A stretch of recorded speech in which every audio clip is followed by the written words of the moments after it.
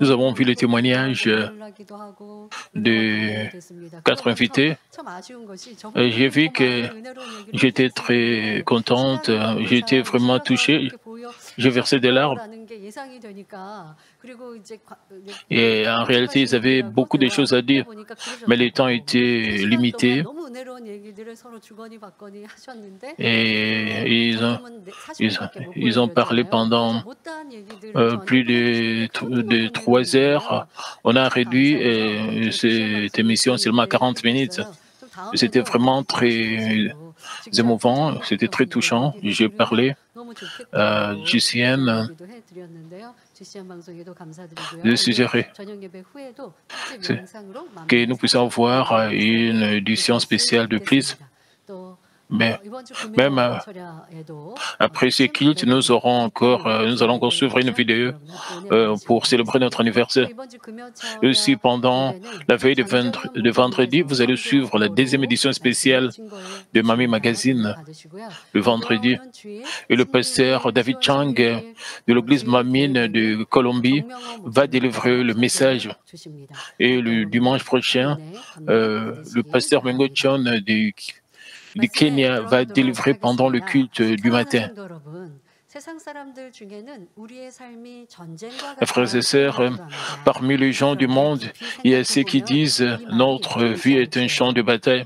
Mais si nous réfléchissons profondément, ce n'est pas faux. Après la naissance d'une personne, combien de compétitions doit-elle affronter? Les compétitions n'existent pas seulement dans le jeu des sports, mais les gens sont constamment confrontés à des compétitions alors qu'ils essaient d'obtenir de bonnes notes ou des réalisations à l'école ou au travail. Alors qu'ils sont sur le point de terminer leur dure journée d'école, ils doivent concourir pour l'entrée à l'université. Même après leur entrée à l'université, ils doivent continuer à étudier pour concourir pour des emplois. Ils doivent se préparer à leur future carrière, obtenir des certificats, etc. Même après avoir quelle compétition féroce et douloureuse ils doivent traverser pour obtenir un emploi. Même après avoir remporté cette compétition en toute sécurité, des batailles invisibles se poursuivent alors qu'ils tentent de survivre sur leur lieu de travail, mais ce n'est pas tout. Dans leur famille, ils ont des conflits avec leurs conjoints, les parents, les enfants et leurs beaux-parents. Ces batailles mentales sont plus pénibles. Alors, quelle est la raison pour laquelle la vie sur cette terre est remplie de souffrances? C'est la malédiction résultant du premier homme, la désobéissance d'Adam à la parole de Dieu. Et notre raison est que nous vivons dans le monde de ténèbres qui est sous le contrôle de l'ennemi diable. Alors que Dieu nous donne la paix et la joie, l'ennemi diable apporte des conflits, de la haine, des préoccupations et des angoisses. Ainsi, lorsqu'une personne appartient aux ténèbres, il ne peut que vivre dans l'angoisse comme s'il était dans une bataille. Alors, comment peut-il échapper à de telles souffrances? Il doit revenir dans le sein de Dieu. Ensuite, Dieu le réconforte et le fortifie pour vaincre afin qu'il devienne victorieux, même dans ce monde de ténèbres. Avec la foi en Dieu, la force de notre Seigneur et l'aide du Saint-Esprit, il peut vaincre l'ennemi diable qui contrôle le monde. La situation dans laquelle il se trouve s'appelle une bataille spirituelle. Le bataille spirituelle se déroule entre le royaume de Dieu et l'ennemi diable. L'ennemi diable essaie de détruire le royaume de Dieu. Cela mène le croyant à perdre la foi et à aimer le monde, faisant ainsi Dieu des enfants de ténèbres. Et essaie également d'entraver et de détruire les églises qui accomplissent l'œuvre de Dieu et sauvent les âmes, égarant les âmes du chemin du salut et emportant la gloire de Dieu. Pourtant, Dieu n'est jamais vaincu par les ténèbres. Mais pour la victoire de Dieu, la lumière et les enfants de Dieu, nous devons persévérer avec une foi parfaite de confiance et de dépendance en lui. J'espère qu'avec le message d'aujourd'hui, vous aurez le temps de réfléchir à la manière dont vous remporterez une victoire remarquable dans notre vie, dans la bataille spirituelle à laquelle cette Église est confrontée. Comme enfants de lumière, nous devons dépendre de Dieu. Nous devons dépendre, notre foi doit être parfaite pour que nous soyons victorieux. Mais si nous ne vivons pas sur la parole de Dieu, si nous appartenons aux ténèbres, nous ne pouvons pas faire descendre la victoire de Dieu.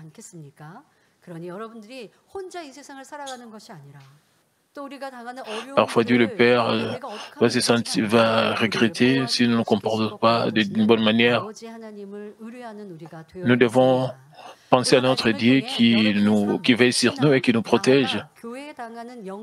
Je pense qu'à travers le message d'aujourd'hui, vous allez penser comment est-ce que vous allez remporter une victoire remarquable dans votre vie et dans la bataille spirituelle à laquelle cette Église est confrontée. Frères et sœurs, depuis l'époque d'Abraham jusqu'à l'époque de l'Exode, des batailles de la conquête, de juges et de la dynastie, Israël a été engagé dans de nombreuses batailles. En particulier, après s'être installé à Canaan, ils n'ont eu qu'une bataille après l'autre, avec beaucoup de batailles qui leur ont fait face. Les Israélites ont mené une vie plus féroce que tout autre peuple. Passant par de dures épreuves, ils se sont qualifiés comme le peuple élu de Dieu, comme nous le trouvons dans Deutéronome 3, 22, car l'Éternel, votre Dieu, combattra lui-même pour vous. Les batailles qu'Israël a livrées étaient de batailles saintes qui appartenaient à Dieu.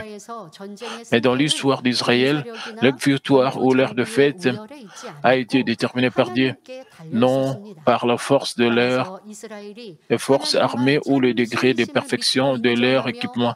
Ainsi, quand Israël n'a reconnu que Dieu comme la vraie divinité et s'est maintenu dans la sainteté et la sanctification dans l'obéissance à la parole par la puissance de Dieu, ils ont vaincu leurs ennemis et remporté la victoire, peu importe ce que c'était. Mais quand Israël est devenu corrompu, a trahi Dieu et est tombé dans l'idolâtrie, le péché et le mal, Dieu les a punis par des attaques de gentils, afin que son peuple puisse se détourner de ses péchés. Et comme dit dans Ésaïe 63, 10, mais ils ont été rebelles, ils ont attristé son Esprit Saint et il est devenu leur ennemi, il a combattu contre eux. Dieu est devenu leur ennemi et il a combattu contre eux. Quand les Israélites ont péché, ils ont attristé Dieu, Dieu les a punis par quand ils ont péché, ont attristé Dieu, il les a punis à travers les nations gentilles au milieu des châtiments, alors qu'Israël s'est repentit, s'agenouillait devant Dieu. Il leur a pardonné et les a sauvés dans le bataille en envoyant son peuple. Comme nous pouvons le voir, le bataille mené par Israël ne concernait pas seulement l'expansion du territoire ou les conflits militaires, elle portait toujours des significations spirituelles. Aujourd'hui, nous allons explorer la bataille des Réphidim que Moïse, le leader de l'Exode, a mené avec Jovanissi. Ceci est présenté à partir d'Exode 17, 8. J'espère que vous apprendrez le secret pour toujours gagner la bataille spirituelle qui nous attend. Et à cause du temps, nous pouvons seulement parler d'une seule bataille. Mais en réalité, toutes les batailles étaient les mêmes.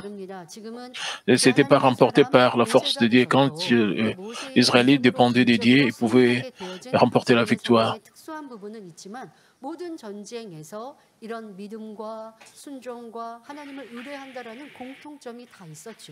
Et quand ils montraient leur foi et leur obéissance devant l'Éternel, ils remportaient la victoire. Je pense que vous allez apprendre une leçon de ces batailles d'Israël. C'était quand Moïse et les Israélites qui avaient été dans le désert pendant 40 ans, campèrent à Rephidim en obéissance au commandement de Dieu. Et quand ils ont manqué d'eau potable, les gens ont de nouveau grogné. Et comme Dieu lui avait dit, Moïse frappa un rocher et fit jaillir de l'eau. Son peuple, qui comptait plus de 2 millions, a bu et cette eau donnée par Dieu. Par la suite, Dieu fit combattre Israël contre les Amalécites. Comme nous voyons dans la Bible, quand nous voyons même l'histoire de Mamel, nous pouvons voir quelques principes spirituels. Après, Dieu a montré la preuve d'être avec eux. Il y a eu la bataille. C'était la même chose avec Mamel. En 1998, il y avait des images spirituelles sur le mur de notre sanctuaire. Beaucoup de gens ont eu leurs yeux spirituels ouverts. Nous avons vu beaucoup de choses spirituelles. En 1998, nous avons vu les arcs-en-ciel circulaires. La première fois, nous avons vu l'arc-en-ciel circulaire. C'était l'anniversaire du pasteur principal en 1998. Après cela, les épreuves ont commencé.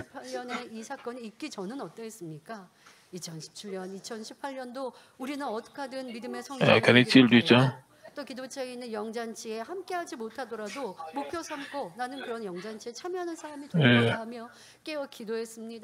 Nous voulons participer à la fête spirituelle. Nous voulons circoncire notre journée, nous voulons tous participer à la fête spirituelle, nous voulons atteindre la sanctification, la parfaite sanctification. Après 2010, nous étions comme cela. Quand Dieu a permis les épreuves,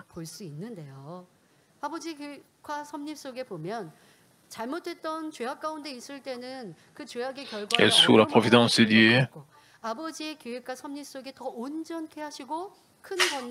parfois sous la providence pour nous rendre plus parfaits, et même avant les épreuves, Dieu nous a montré ses œuvres.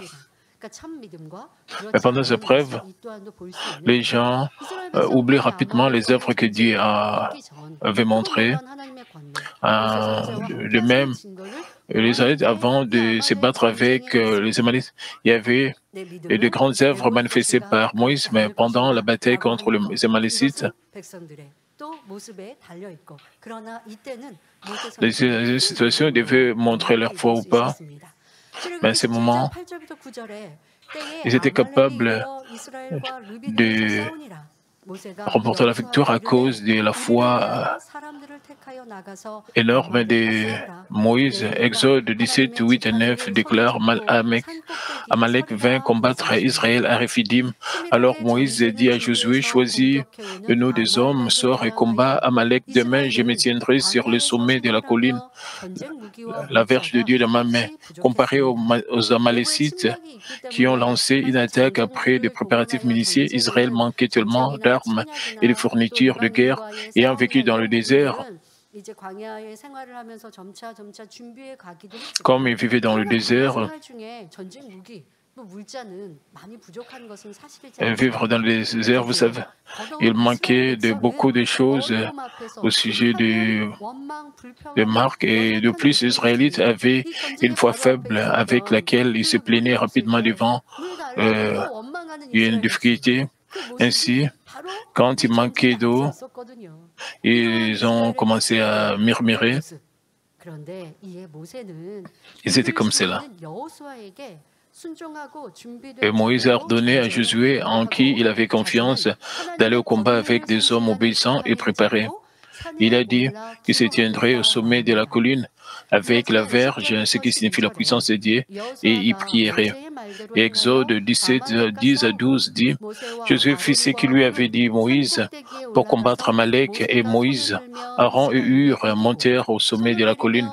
Lorsque Moïse élevait sa main, Israël était le plus fort, et lorsqu'il baissait sa main, Amalek était le plus fort.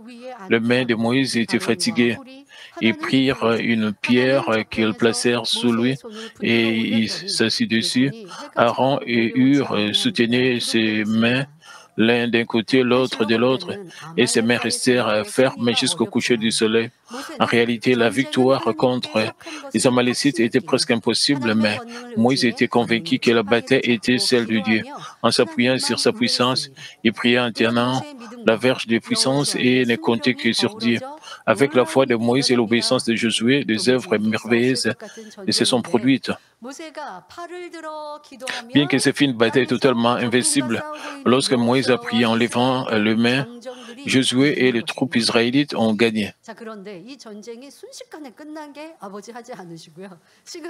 Mais parce que la bataille ne s'est pas terminée en un instant,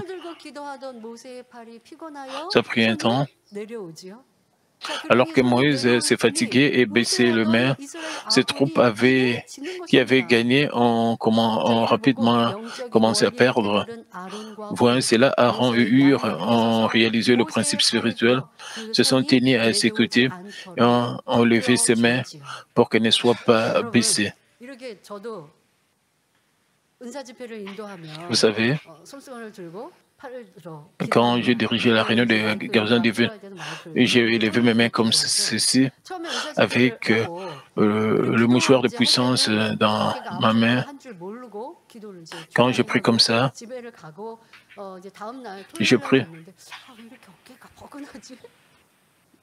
Je ne peux pas sentir mes épaules, la douleur au niveau, je ne sens pas cela, mais après quelques jours, après 2 jours, j'ai senti des douleurs et j'ai prié en tenant ma main comme ça pendant plus de 30 minutes parce que je me tenais comme cela et mes épaules m'ont fait mal après 2 jours, après la réunion de guérison divine.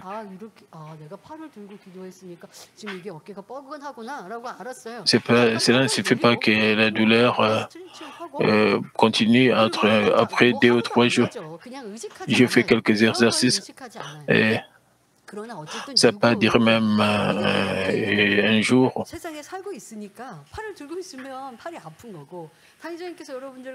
Parce que je vis dans ce monde charnel quand je tends ma main comme ça,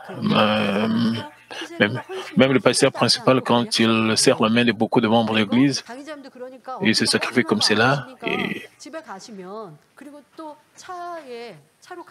le pasteur principal avait aussi des épaules bloquées après avoir salué plusieurs membres. Parce que les gens reçoivent, ils serrent la main. Certains des membres même tirent la main du pasteur principal et son bras avait même quelques problèmes. Et il avait un peu de douleur. Et le pasteur principal a prié sur son bras.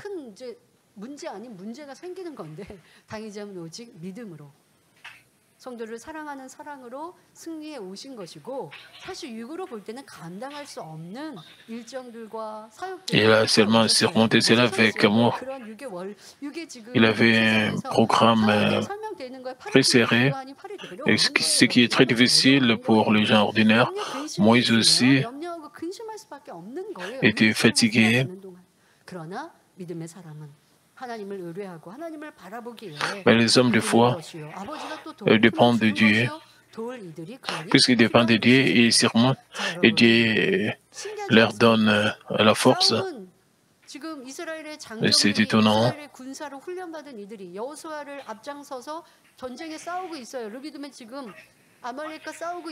C'était la vérité, ils se battaient dans les troupes d'Israël, se battaient avec les Amalécites.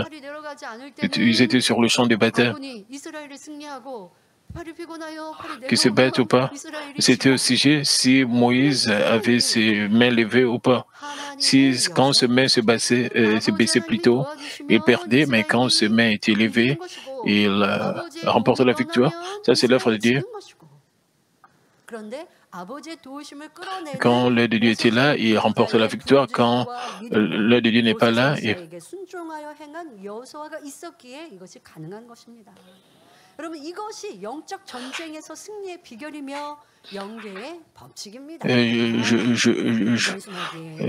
souhaite montrer l'obéissance, c'est un secret de victoire et de principe spirituel dans la bataille spirituelle. Lorsque nous sommes engagés dans la bataille spirituelle contre l'ennemi diable, sauvant les âmes, faisant des œuvres missionnaires ou portant des fruits dans nos devoirs donnés par Dieu, nous ne pouvons pas réussir par notre passion ou nos efforts seuls. Ce n'est que lorsque nous avons la foi de compter sur Dieu, prions avec cette foi et démontrons des actes d'obéissance que Dieu peut travailler pour nous et que nous pouvons porter des fruits abondants. En particulier dans l'accomplissement de nos devoirs de l'Église ou de l'œuvre de Dieu, nous ne pouvons pas accomplir des choses par notre propre expérience, nos connaissances, notre argent, notre force ou nos capacités. Nous devons plaire à Dieu et le faire travailler pour nous. Alors que nous persévérons obéissant à la volonté de Dieu, nous pouvons expérimenter sa puissance parfois même après avoir obéi à la volonté de Dieu. Il peut sembler que nous subissons une défaite au lieu de remporter la victoire. En obéissant à Dieu, nous devons être prospères, mais au lieu de cela, nous faisons face à des troubles ou à des difficultés ou à des persécutions. Pourtant, même à ce stade, le peuple de Dieu rend grâce au milieu des difficultés et compte sur Dieu sans même le moindre doute. Ce faisant, ils remportèrent la victoire complète à la fin. C'était quand l'apôtre Paul a fait le deuxième voyage missionnaire. Le but missionnaire de son second voyage était de revisiter les églises qu'il avait établies en Asie mineure lors de son premier voyage et de le fortifier par la parole. Mais comme le Saint-Esprit l'avait empêché d'aller en Asie et l'exhortait à visiter l'Europe, il a obéi en conséquence et dirigé vers la Macédoine. Et la principale ville du district de Macédoine était Philippe. Mais dès qu'il a commencé son ministère là-bas, il a été capturé par les autorités locales sous de fausses accusations et s'est fait arracher ses vêtements, a été sévèrement battu avec des verges. Il a été emprisonné avec ses pieds attachés dans des blocs de bois. Dans cette situation, Paul ne s'est pas découragé et n'a pas douté de la volonté de Dieu. Au lieu de cela, il a offert des louanges, de joie et d'actions de grâce. Acceptant ces louanges, il a provoqué un grand tremblement de terre. Ensuite, les portes de la prison plutôt ont été ouvertes et les chaînes de chaque détenu ont été détachées. Et surpris par cela, le geôlier se précipita dans la cellule et tomba devant Paul. Et Silas, tremblant de peur, il demandait: Seigneur, que faut-il que je fasse pour être sauvé? Le geôlier fit de sortir Paul et Silas de la prison et les amena chez lui. Toute sa famille a écouté l'évangile et a crié au Seigneur et s'est fait baptiser.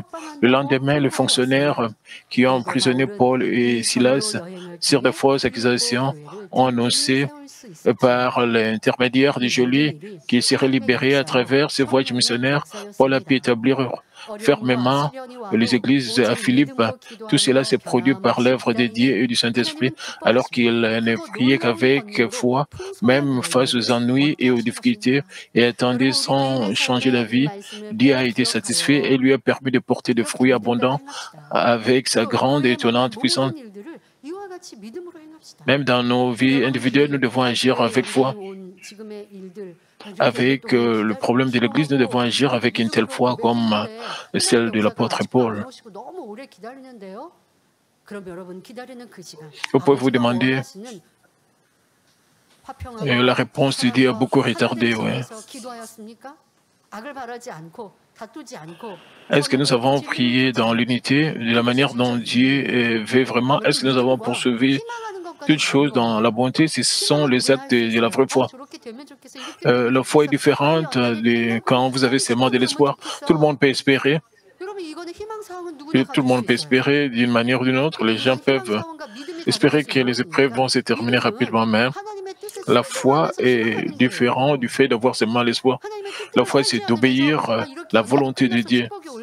Quand nous ne vivons pas selon la volonté de Dieu, si nous espérons seulement que les épreuves vont se terminer, que nous allons recevoir de bénédictions, ça, ce n'est pas la foi.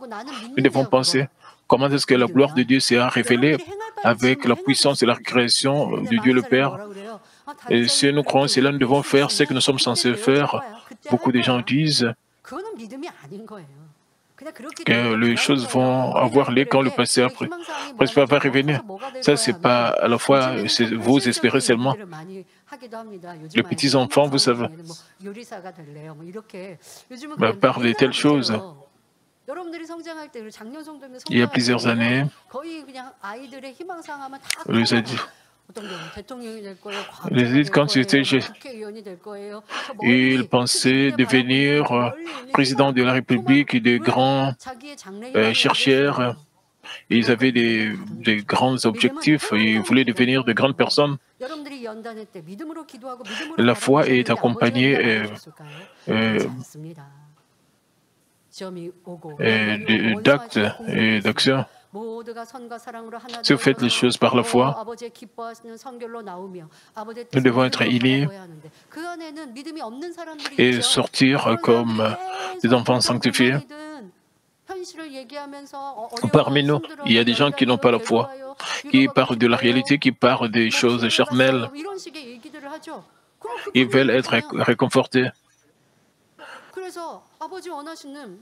Si les gens acceptent ce qu'ils disent et suivent cette atmosphère, comment est-ce que nos prières peuvent être des prières de foi?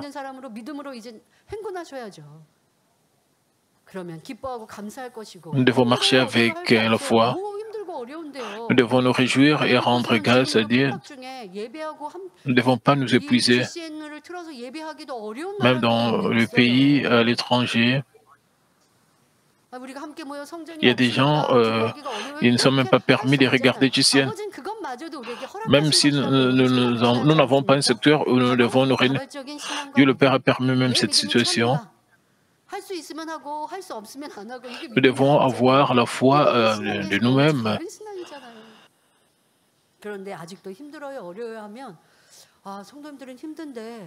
Si vous vous sentez encore épuisé, vous vous sentez fatigué,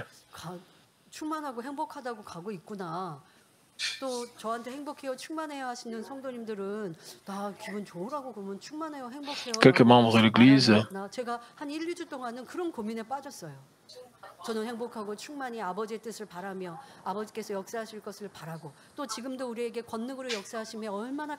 et je pense, comment est-ce que Dieu le Père va agir?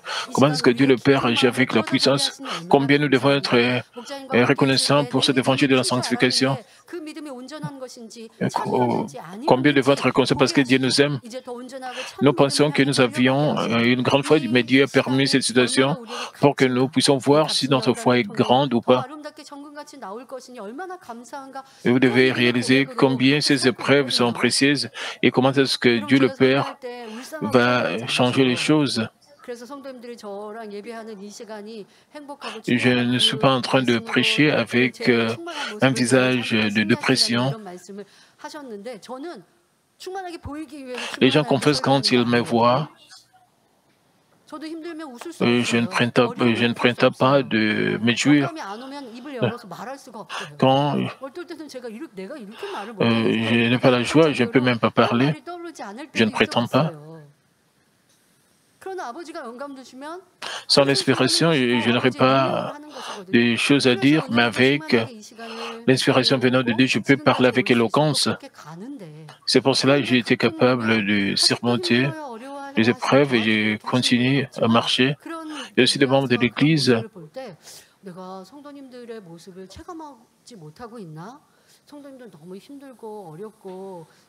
qui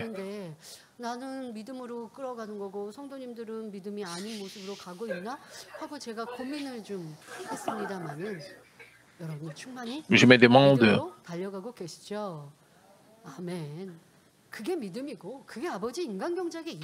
je crois que vous êtes en train de courir vigoureusement. C'est la foi. C'est pour cette raison que Dieu, le Père, est en train de nous cultiver. Vous savez, Job craignait Dieu. Quand il avait des bénédictions, quand sa situation a changé,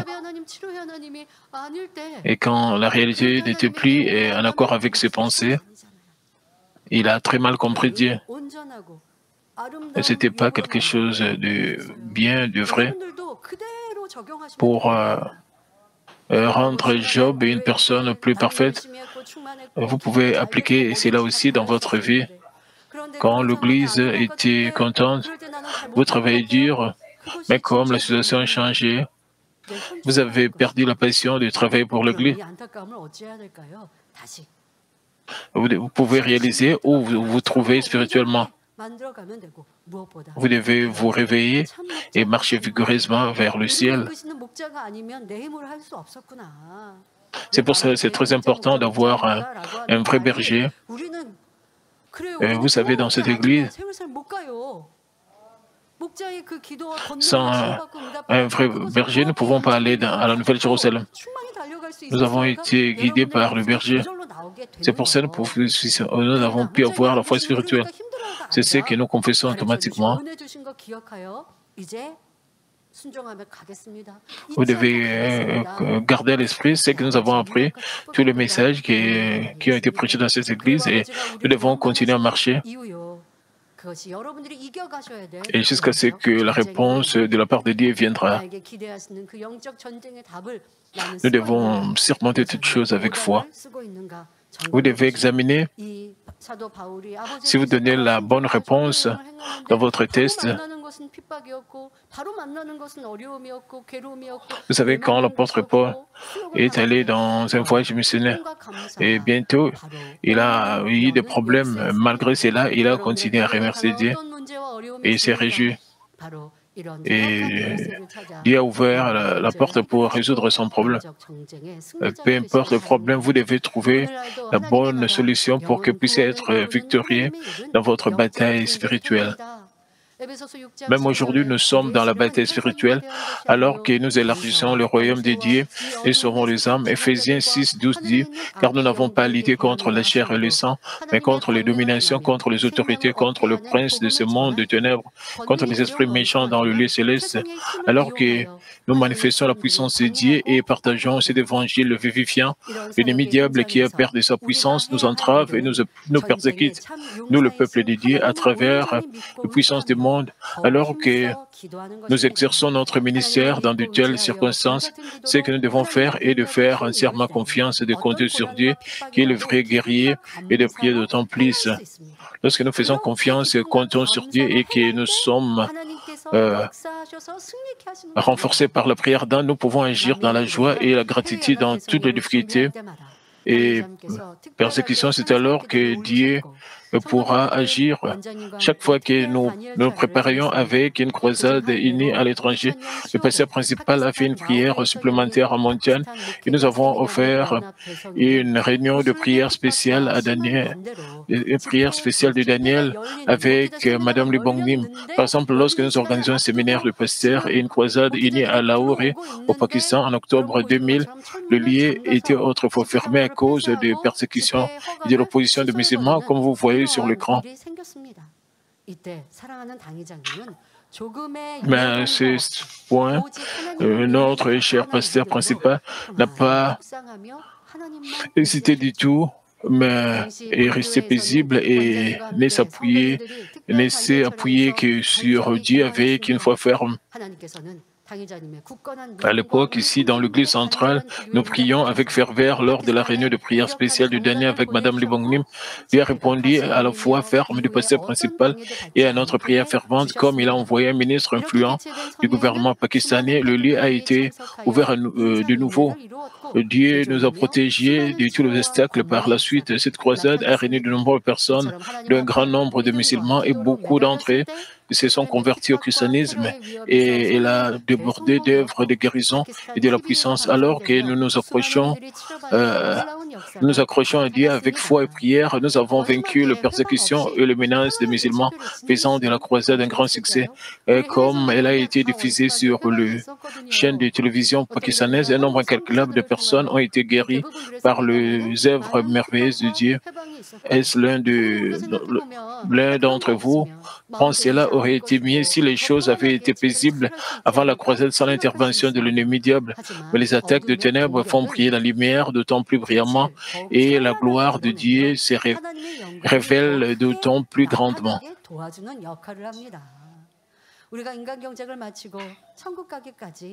Jusqu'à ce que la culture humaine soit terminée, que nous allions au ciel, la bataille spirituelle continue, mais alors que nous remportons la victoire par la foi, la prière, les actes d'obéissance, nous pouvons nous transformer en vrais enfants, agréables à Dieu et avancer jusqu'au trône du Dieu le Père.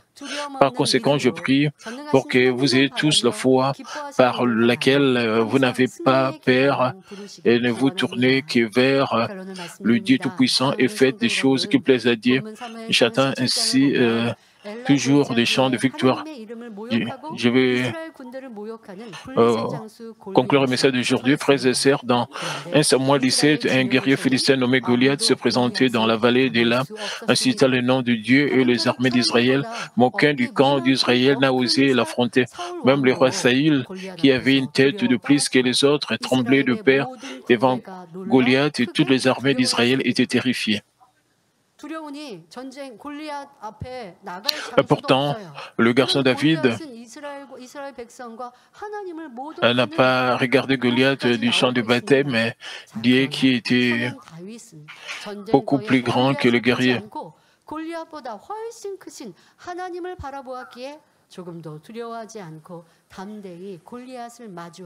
Alors, sans avoir peur un peu, David se précipita hardiment vers Goliath.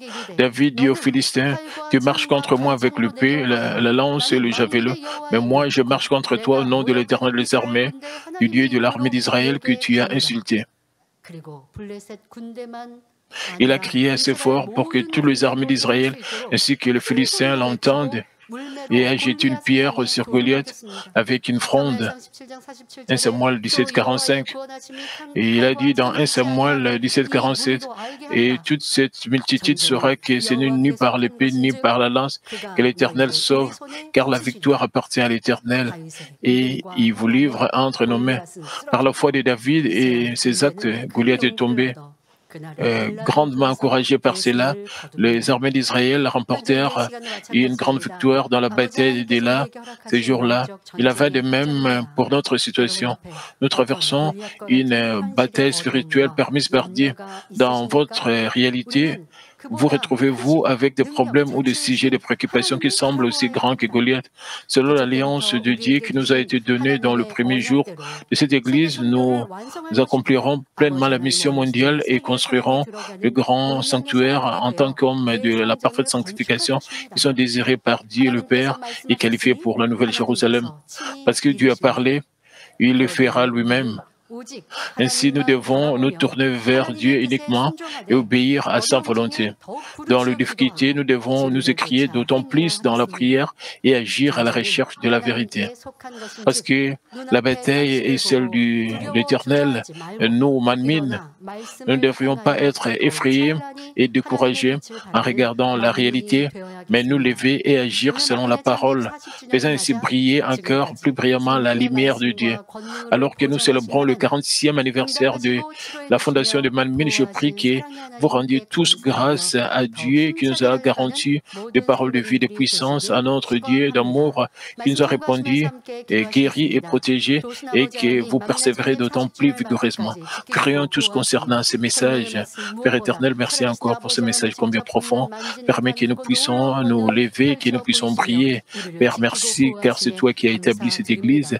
Permets que nous puissions comprendre que la bataille appartient à l'Éternel, que nous puissions toujours nous accrocher à toi, que nous puissions toujours nous confier à toi, que nous puissions toujours dépendre de toi pour que nous puissions remporter des victoires dans tous nos combats spirituels. Père, permets que nous puissions nous accrocher à toi, même dans des situations difficiles. Permets que nous puissions toujours rendre grâce, que nous puissions toujours, Père, nous réjouir parce que tu es notre Dieu, que nous puissions premièrement comprendre quelle est ta volonté, Père, que nous puissions toujours rechercher ta volonté. Permets que nous puissions marcher dans la lumière. Au nom du Seigneur Jésus-Christ, j'ai ainsi prié. Amen.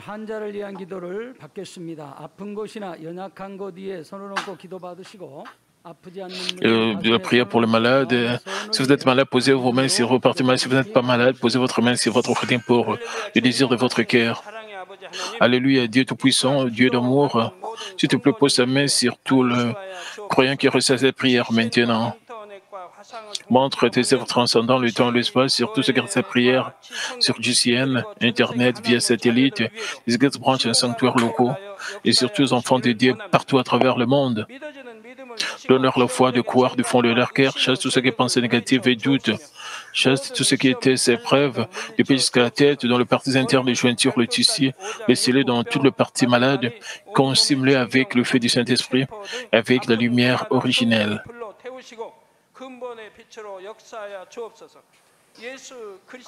Au nom de Jésus-Christ, j'ordonne à l'ennemi diable et Satan toutes sortes de maladies, germes, virus, infirmités, quittez-les, que la lumière brille. S'il te plaît, consume toutes leurs maladies. En phase terminale, les maladies incurables avec le feu du Saint-Esprit. Et chasse tout ce qui est maladie endémique, y compris la malaria. Et toutes les maladies contagieuses telles que le rhume, la grippe et la fièvre, quittez-les. Protège-les de toutes sortes de germes et de virus. Guéris tout ce qui est cancer de saumon, des poumons, des seins, d'intestin, et sida, leucémie, apoplexie cérébrale, hypertension, hypotension, diabète, problèmes de thyroïde, de cœur, de poumons, maladies des femmes, toutes sortes d'inflammations, quittez-les. Et guérir tout ce qui est polio, AVC, arthrite, hernie discale, douleur dorsale, maux de tête, névralgie, toutes sortes de douleurs puissent disparaître.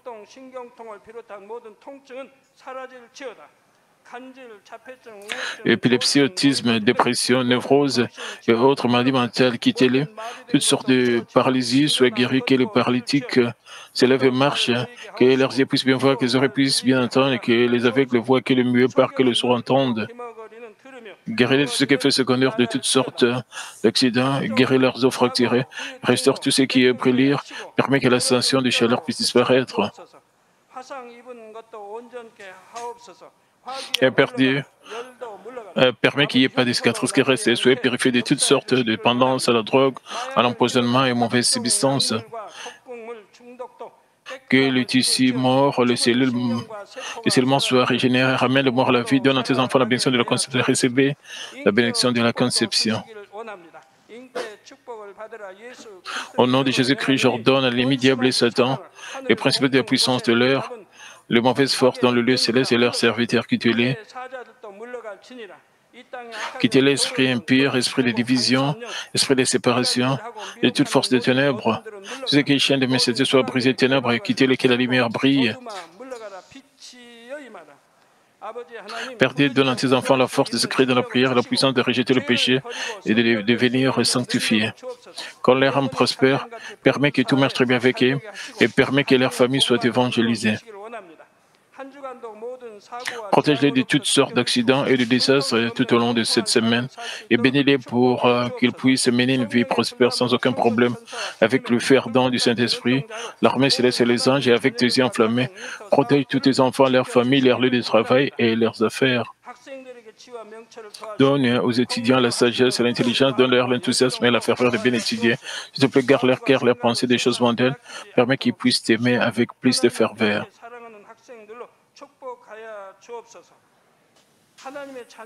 Que tes enfants mangent ou boivent, ou dans tout ce qu'ils feront, permets qu'ils puissent le faire pour te glorifier, Père Dieu. Qu'ils soient capables de témoigner au sujet du Dieu vivant en disant, j'ai rencontré, expérimenté Dieu, j'ai reçu ses réponses et ses bénédictions. Père Dieu, merci, sois glorifié toi seul. Au nom de notre Seigneur Jésus-Christ, j'ai ainsi prié. Amen.